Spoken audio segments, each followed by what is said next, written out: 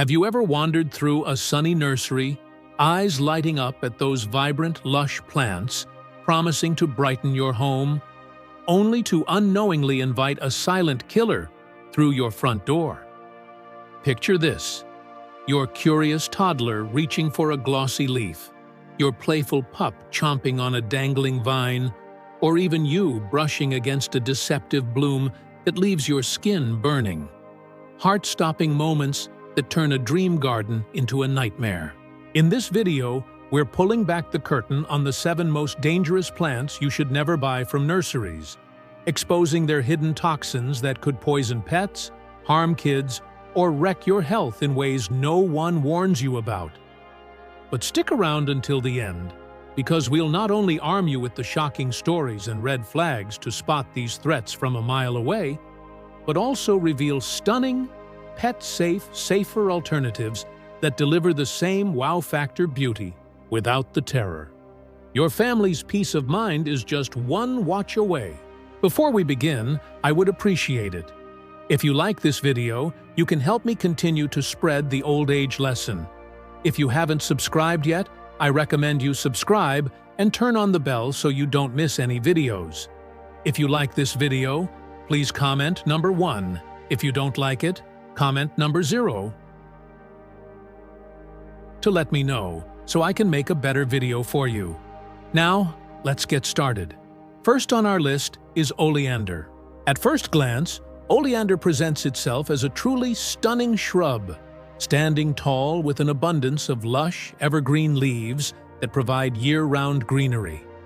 What really steals the show, though, are the clusters of showy flowers blooming in brilliant shades of pink, red, or white, petals that unfurl like delicate trumpets, evoking the vibrant hues of a tropical postcard straight from a sun-soaked paradise. It's easy to see why nurseries can't keep this beauty on the shelves. Oleander has become a go-to choice for gardeners seeking instant drama in their landscapes. This resilient plant absolutely thrives in warm, Mediterranean-like climates, shrugging off periods of drought with remarkable ease while soaking up full sun to produce even more of those eye-popping blooms. Whether planted as a privacy hedge, a focal point in a border, or even in large containers on a patio, oleander has the magical ability to transform an ordinary backyard into a lush, exotic oasis that pulses with life and color, making every outdoor space feel like a personal getaway. But beneath this postcard-perfect exterior lurks a profoundly dark side, one that turns this garden darling into a silent predator. Every single part of the oleander plant is loaded with potent toxins, from the glossy leaves and colorful flowers to the sturdy stems and even the acrid smoke produced when it's burned in a fire pit or bonfire. The culprits are powerful compounds known as cardiac glycosides, which disrupt the heart's electrical signals in a way that's both swift and unforgiving. Interestingly, these very same glycosides form the basis for certain life-saving heart medications like digoxin, where pharmaceutical precision ensures a therapeutic dose that strengthens cardiac function. In the uncontrolled wild of the oleander plant, however, the concentration is wildly unpredictable and far too potent for safety. Even a single leaf, or worse, a curious nibble from a child's hand, can prove fatal, triggering a cascade of symptoms including severe nausea, irregular heartbeat, dizziness, and potentially full cardiac arrest within hours. The risks extend far beyond humans, posing a grave threat to our furry companions as well. Dogs and cats who encounter oleander clippings or fallen branches often suffer from violent vomiting, a dangerously slowed heart rate, disorientation, and, if veterinary intervention doesn't come quickly enough, sudden and tragic death. This isn't mere speculation drawn from cautionary tales. Real-world tragedies underscore the peril.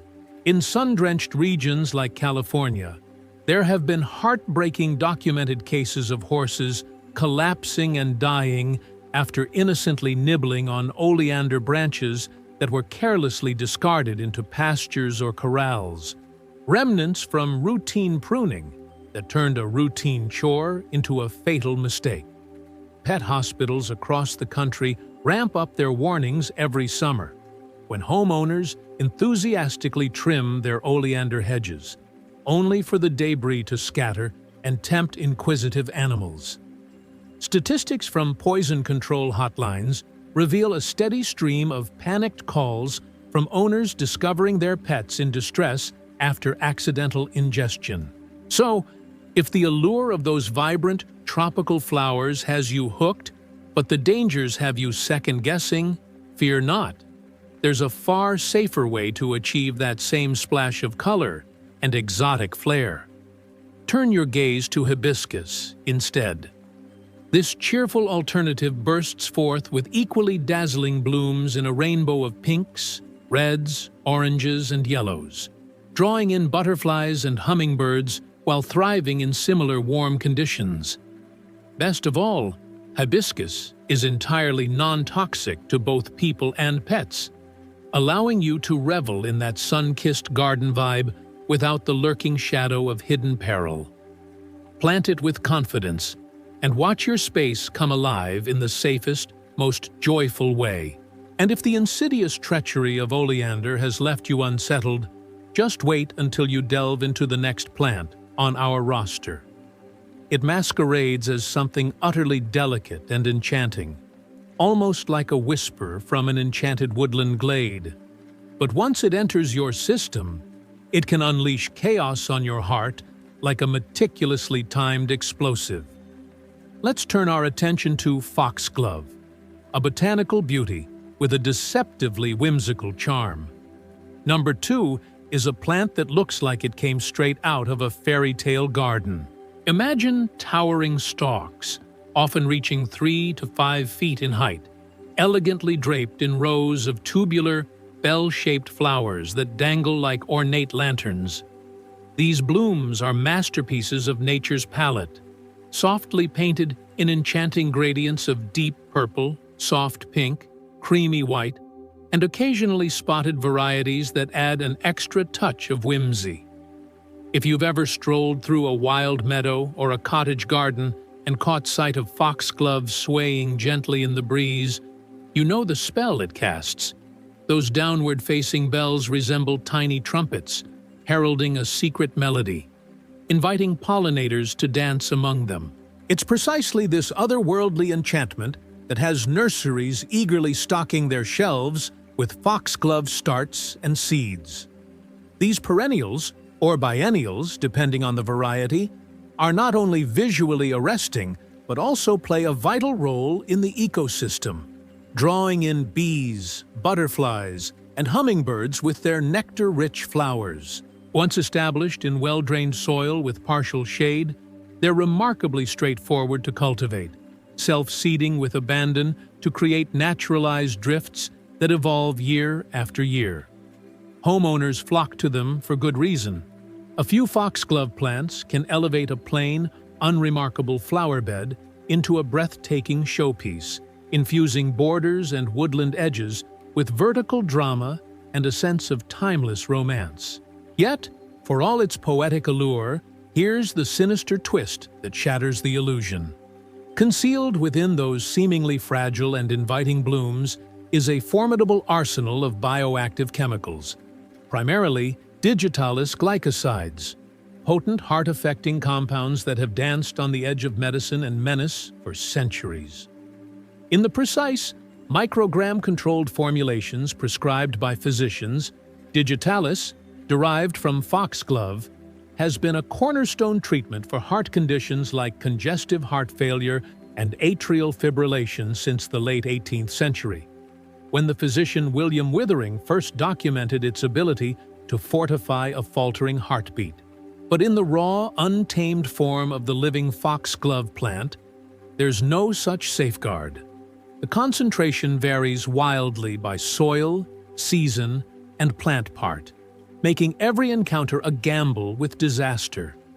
Ingesting even a modest amount, be it leaves, flowers, or seeds, can unleash a torrent of harrowing symptoms, profuse nausea and vomiting that leave victims doubled over, a wildly irregular heartbeat that races or stutters erratically, blurred vision, confusion, tremors, full-blown seizures, and ultimately, the terrifying specter of cardiac arrest if help doesn't arrive in time.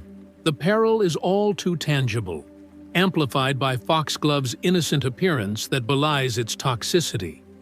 Those tubular flowers can easily fool a wide-eyed child into thinking they're playful edible funnels, much like a honeysuckle bloom. Folklore and medical annals brim with admonitions. Withering himself warned of the razor-thin line between therapeutic salvation and lethal overdose, a boundary that has claimed lives through misguided self-medication or accidental exposure. Fast forward to the modern era, and emergency departments worldwide still grapple with the fallout. Toxicology reports from the US and Europe detail surges in admissions for foxglove poisonings, often from toddlers plucking and tasting the bells or pets curiously gnawing on garden trimmings. In the UK, where foxglove grows wild in hedgerows and is a staple in cottage gardens, there have been chilling accounts of seasoned gardeners enduring severe, full-body convulsions after absent-mindedly handling the foliage without gloves and then wiping sweat from their brow or touching their lips, transferring the invisible toxins in an instant. These incidents serve as stark reminders that beauty in nature often demands respect and restraint. If you're yearning for that statuesque, vertically soaring presence and a palette of jewel-toned hues to grace your garden without inviting catastrophe, there's a delightful and dependable stand-in: snapdragon. These spiky, upright bloomers shoot up to 3 feet tall, unfurling snap-like flowers in the very same spectrum of pinks, purples, vivid yellows, and whites that foxglove flaunts, complete with a playful texture that snaps open when pinched, adding an interactive charm for kids. Thriving in cool weather with full sun and minimal fuss, snapdragons are utterly harmless to children, pets, and wildlife, letting you savor their cottage garden elegance and pollinator appeal risk-free. It's the perfect swap, all the fairy tale magic, none of the midnight peril. And trust me, if foxglove's heart-wrenching duality has sent a shiver down your spine, brace yourself for the entry at number 3. This one's a stealthy intruder in the heart of your home, a plant so ubiquitous in everyday spaces that it blends seamlessly into the background, yet a single curious bite can swell your airways shut, transforming a cozy living room into a scene of suffocating horror. We're talking about dumb cane, the unassuming houseplant with a name that hints at its cruel punch. If you are still watching this video and finding these lessons useful, please comment number 1 below to let me know that you are still watching this video with me. Thank you for your valuable time. At number 3, we have a plant that you've probably seen in offices, living rooms, and even nurseries under the name dumb cane. Scientifically known as Dieffenbachia, this tropical import boasts an arresting profile of broad, paddle-shaped leaves that gleam with a glossy, deep green finish, often variegated with bold splashes or veins of creamy white, pale yellow, or even subtle cream patterns that mimic the brushstrokes of an abstract artist. The overall effect is one of refined opulence, a lush, verdant statement that instantly infuses any indoor nook with the sultry, humidity-kissed ambiance of a rainforest atrium, making barren corners feel verdant and inviting. Nurseries adore promoting Dieffenbachia for its foolproof appeal. It's a low-fuss wonder that soldiers on in dim, indirect light, where fussier plants would falter, requires only sporadic watering to avoid soggy roots, and propagates effortlessly from stem cuttings for endless gifting opportunities. For urban dwellers craving a touch of the exotic without the commitment of outdoor gardening, it's the ultimate style booster. Propped on a windowsill, It drapes elegantly over shelves or stands sentinel in a hallway, turning sterile spaces into personalized sanctuaries of natural elegance. But here's the chilling revelation that lurks behind those photogenic leaves. Unknown to so many casual admirers, embedded within the juicy tissues are hordes of minuscule needle-like crystals composed of calcium oxalate, razor-sharp irritants evolved as a defense mechanism against herbivores. The moment a leaf is chewed or crunched, whether by an exploring toddler's molars or a bored cat's incisors, these crystalline daggers are released in a frenzy, embedding themselves into the delicate mucous membranes of the mouth, tongue, lips, and throat, like a barrage of microscopic glass shards.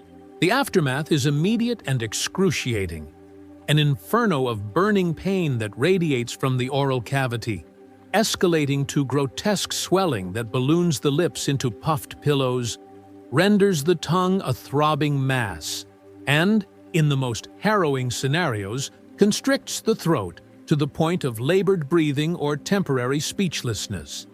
It's this muting effect that inspired the plant's folk name, dumb cane, evoking the image of a victim reduced to silent agony, desperately gesturing for aid while their voice is stolen away. And tragically, this isn't a relic of outdated botany.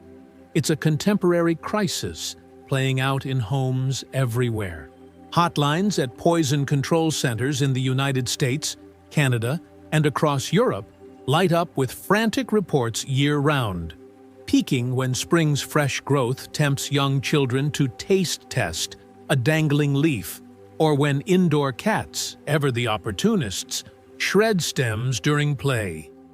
Veterinary clinics echo the alarm, treating dogs for the same inflammatory ordeal after they've gnawed on low-hanging fronds.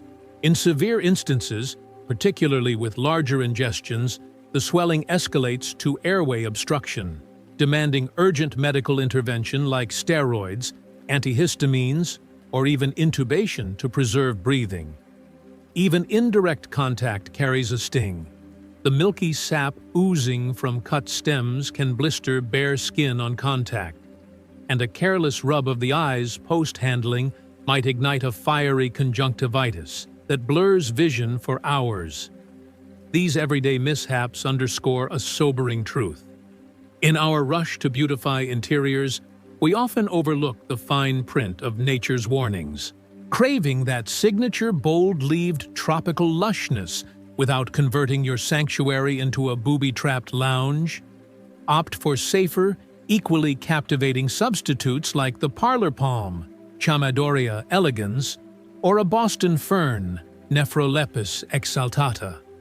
The parlor palm sways with feathery arching fronds in a cascade of fine, dark green leaflets, evoking a seaside hammock's gentle rustle, while purifying the air as a bonus. It's as hardy as it is non-toxic, flourishing in low light, with minimal watering and posing zero threat to kids or critters. Similarly, the Boston fern unfurls ruffled, sword-shaped fronds in a fountain of emerald waves, thriving in hanging baskets to soften high ceilings. It's a humidity lover that's pet-proof and people-safe, delivering that verdant, spa-like indoor escape minus the venomous aftertaste. Both choices promise the same enveloping green glamour, ensuring your living room remains a haven of harmony rather than a hotspot for hidden hazards. Number 4 on our list is the sago palm.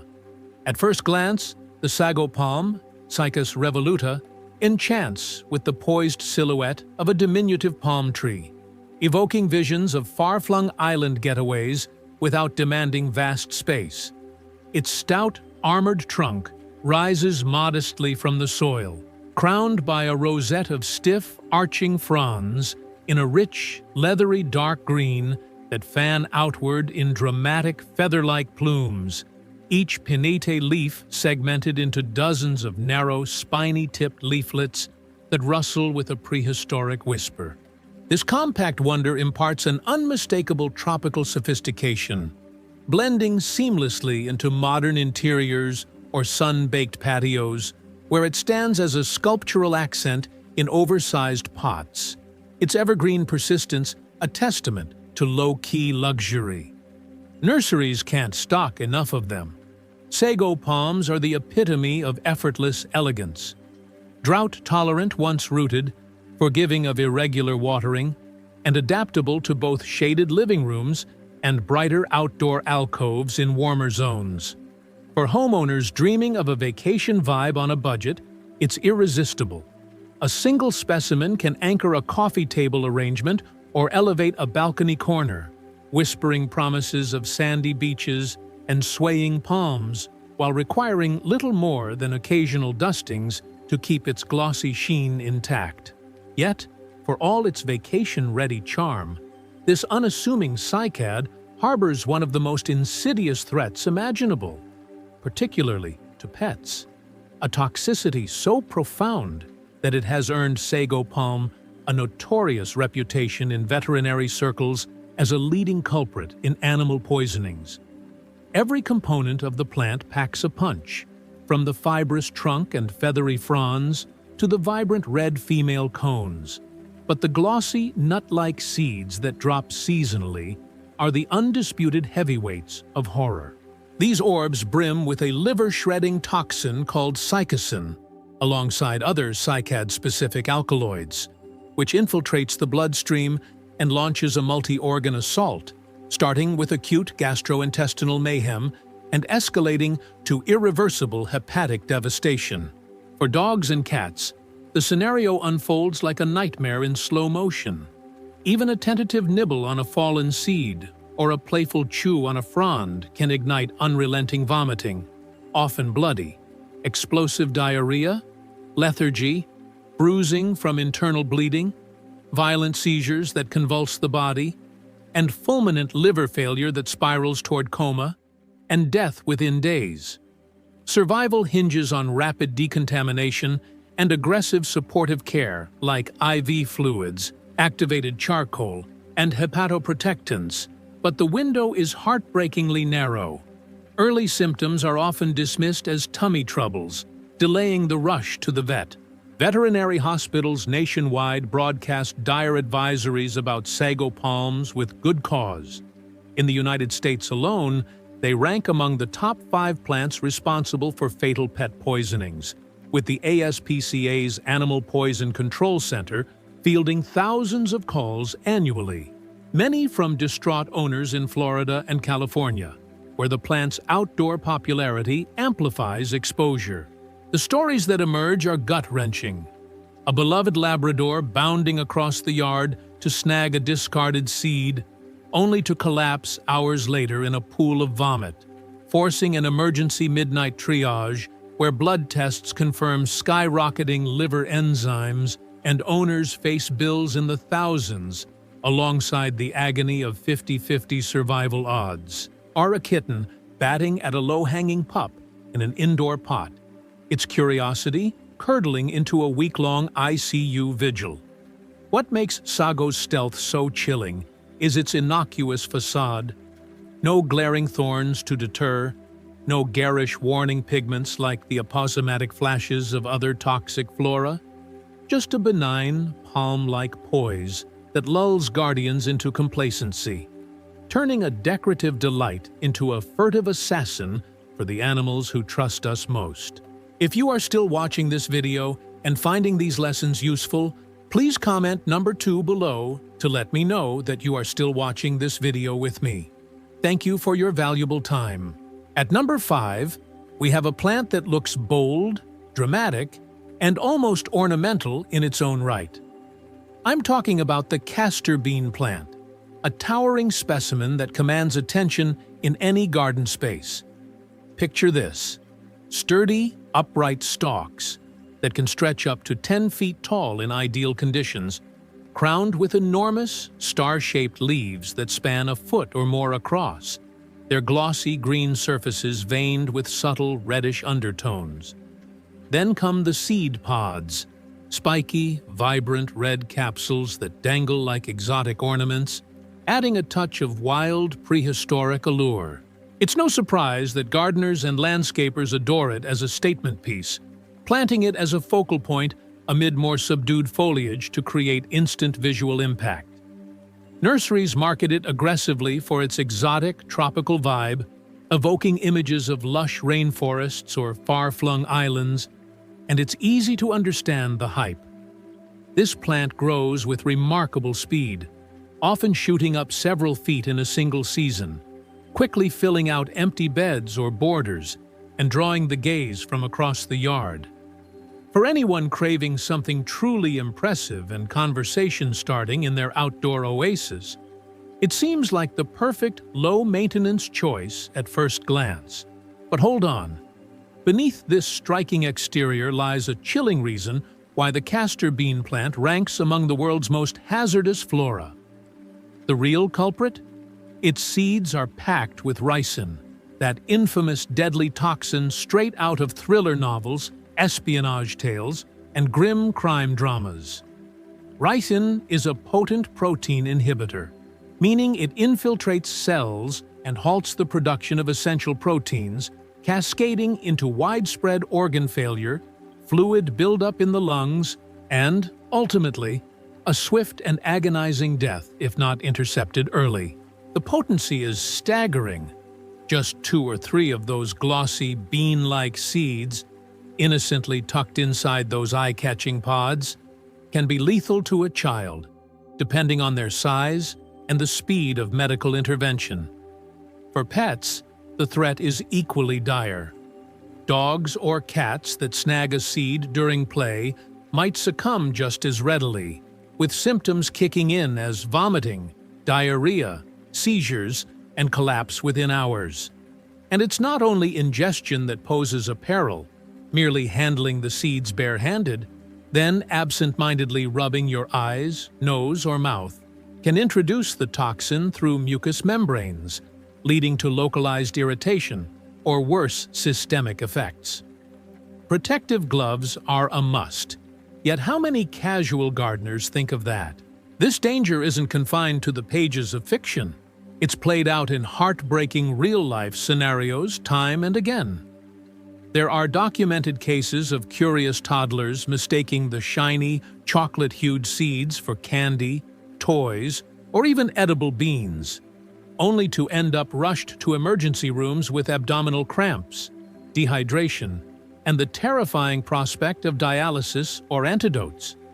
Poison control hotlines log dozens of such incidents annually, underscoring the plant's deceptive allure. In response, many regions, from parts of the US to Europe, have imposed strict regulations discouraging or outright banning its cultivation in residential areas, especially near schools or parks. Local ordinances might classify it as a potential noxious weed or require permits, all because the risk to vulnerable populations simply outweighs any aesthetic payoff. It's a stark reminder that beauty in the garden can sometimes come at an unforgivable cost. If you're still dreaming of that bold, leafy, tropical aesthetic without the nightmare of ricin lurking in your backyard, fear not. There are fantastic, risk-free stand-ins. Consider the elephant ear plant, Alocasia or Colocasia species, with its massive heart or arrow-shaped leaves that unfurl like elephant trunks, creating lush architectural drama in shady spots. It thrives in moist soil, mimics that exotic flair, and poses zero toxicity threats to humans or animals. Or opt for the canna lily, a vibrant performer boasting broad, banana-like leaves in shades of green or bronze, topped with fiery spikes of red, yellow, or orange blooms that wave like tropical torches. Both options grow vigorously, demand similar care, plenty of water and partial sun, and deliver that wow factor punch, all while keeping your loved ones safe. They're widely available at the same nurseries peddling castor beans, so swapping one for the other is a seamless upgrade. And if the specter of ricin has you on edge, brace yourself for number 6. A plant that masquerades as the epitome of innocent charm, with delicate blooms that folks routinely weave into professional landscaping designs. Yet its flowers, leaves, and even nectar harbor compounds capable of unleashing a barrage of symptoms, from disorienting dizziness and relentless vomiting to, in extreme exposures, full-blown coma or cardiac arrest.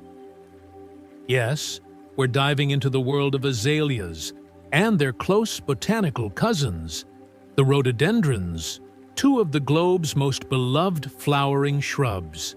Number 6 might surprise you because it's one of the most popular landscaping plants in the world. Stroll through any well-stocked nursery come springtime, and you'll be greeted by a riot of azaleas and rhododendrons in full glory.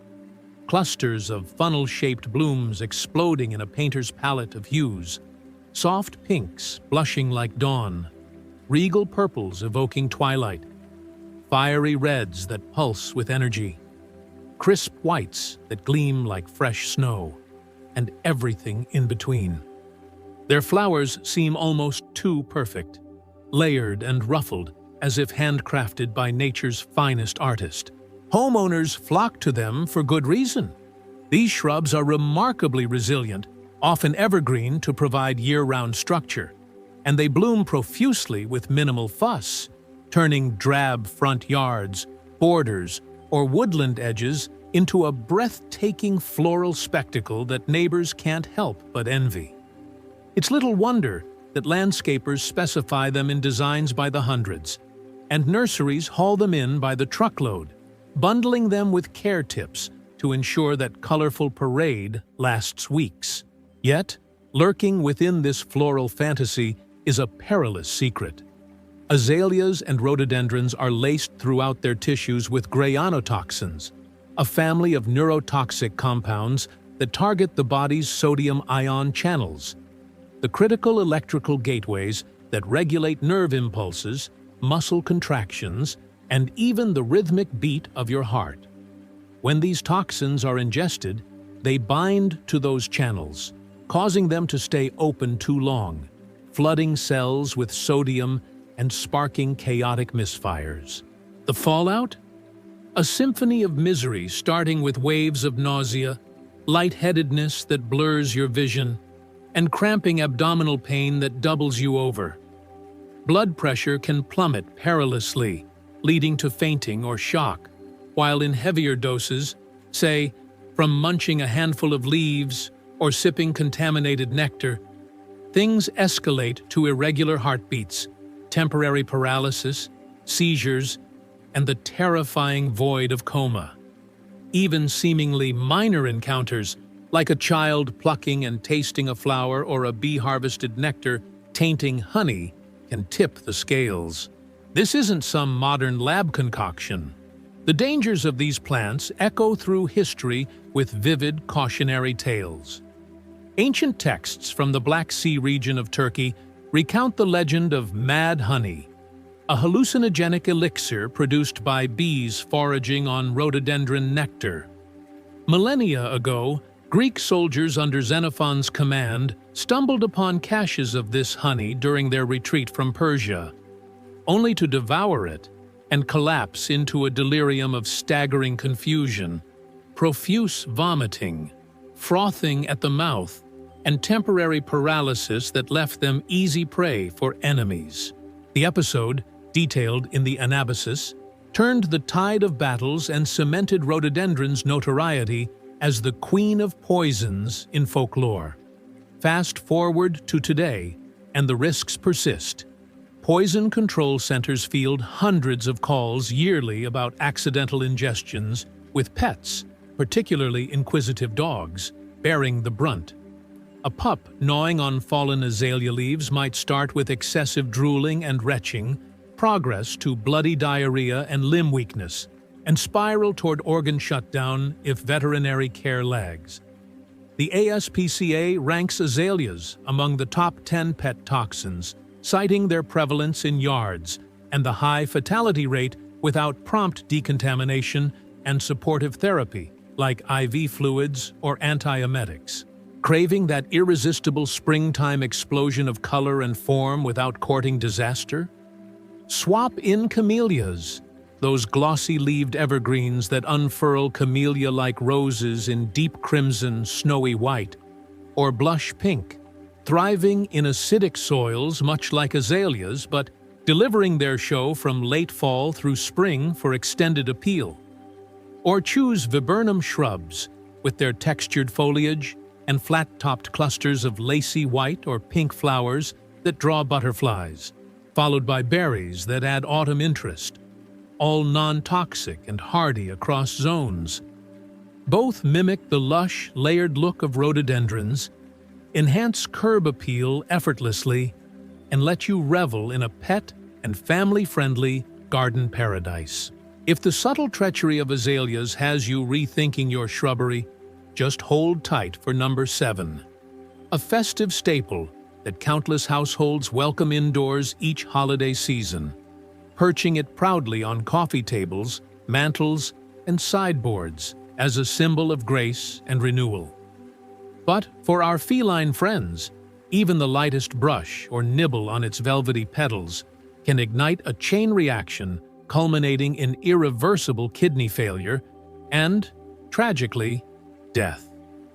We're speaking, of course, of the lily, that timeless emblem of elegance often dismissed as harmless. And if azaleas sound risky, just wait for number 7.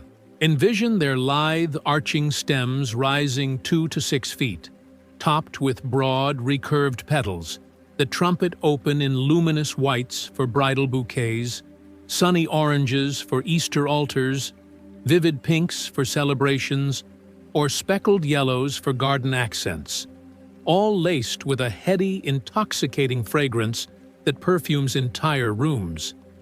Florists can't get enough, weaving them into arrangements for weddings, memorial services, holiday tables, and beyond. Garden centers hawk potted varieties for patios or indoor sills, capitalizing on their effortless allure. Their versatility is unmatched. Who could resist that radiant burst, transforming a dim corner into a beacon of life and luxury, especially during the gray days of winter? What slips under the radar for so many, though, is that lilies are outright assassins when it comes to cats, with a toxicity profile so aggressive that silent killer feels like an understatement. The danger transcends mere chomping on a bloom or stem. It's insidious in its subtlety.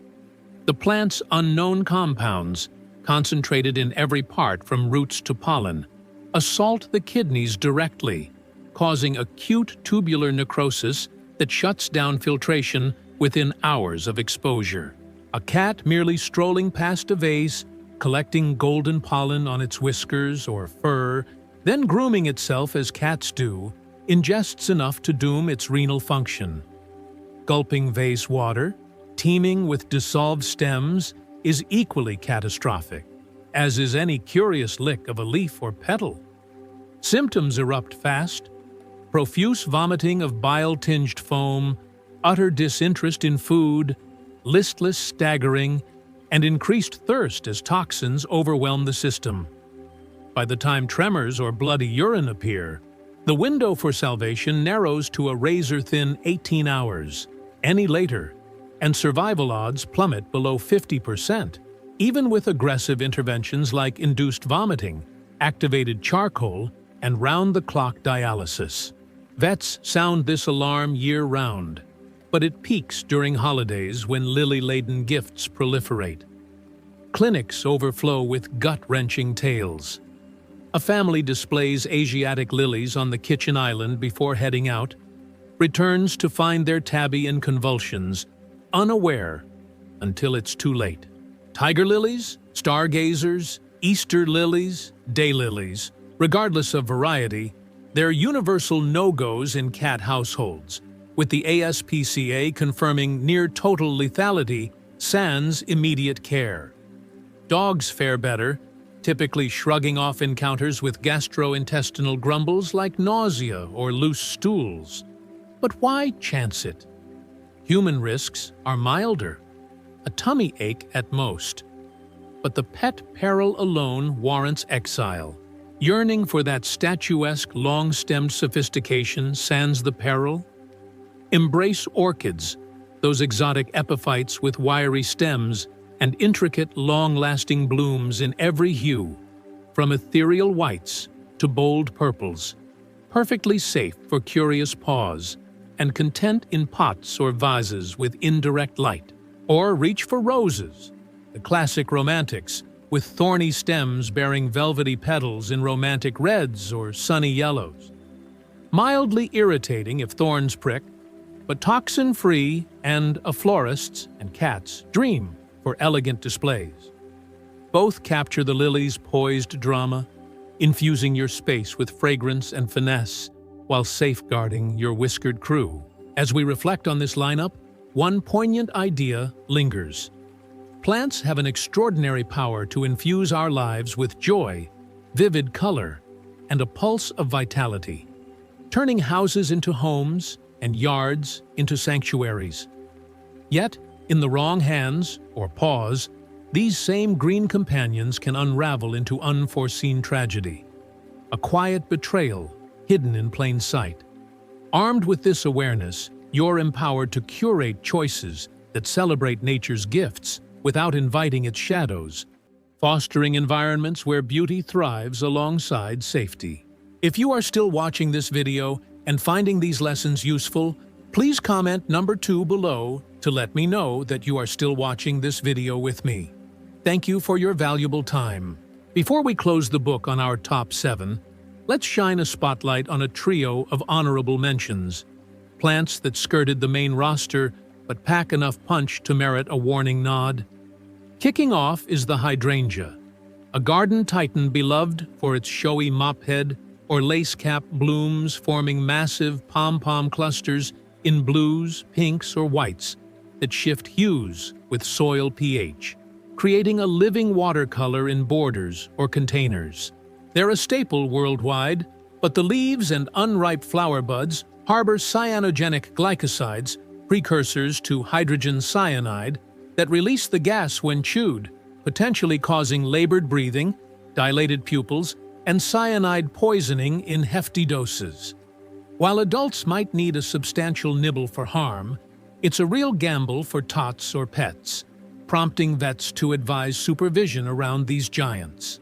Next, meet monkshood, or aconitum, dubbed the Queen of Poisons for its imperious spikes of hooded deep indigo or violet flowers rising like medieval spires on 3 to 5 foot stems. Regal enough for cottage gardens or shady nooks. But its allure is a siren call.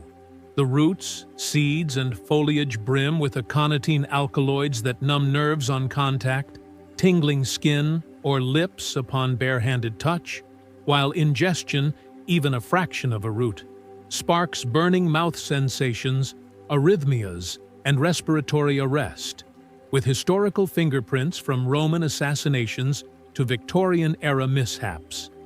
Gardeners must don gloves and goggles. One wrong bite has felled the unwary for centuries. Rounding out our extras, philodendrons, those vining indoor darlings draping from macrame hangers or scaling moss poles, their heart-shaped leaves in glossy greens or variegated patterns, adding lush, jungle-like texture to apartments and sunrooms. Less lethal than their peers, they still bristle with insoluble calcium oxalate crystals, razor-sharp irritants akin to those in Dieffenbachia, that pierce mouth tissues on chewing, unleashing intense burning, oral swelling, hypersalivation, and airway constriction in kids or pets. It's rarely fatal, but often vet visit worthy, with symptoms lingering hours and discomfort spiking the drama. And lest we forget, this isn't an exhaustive rogues gallery.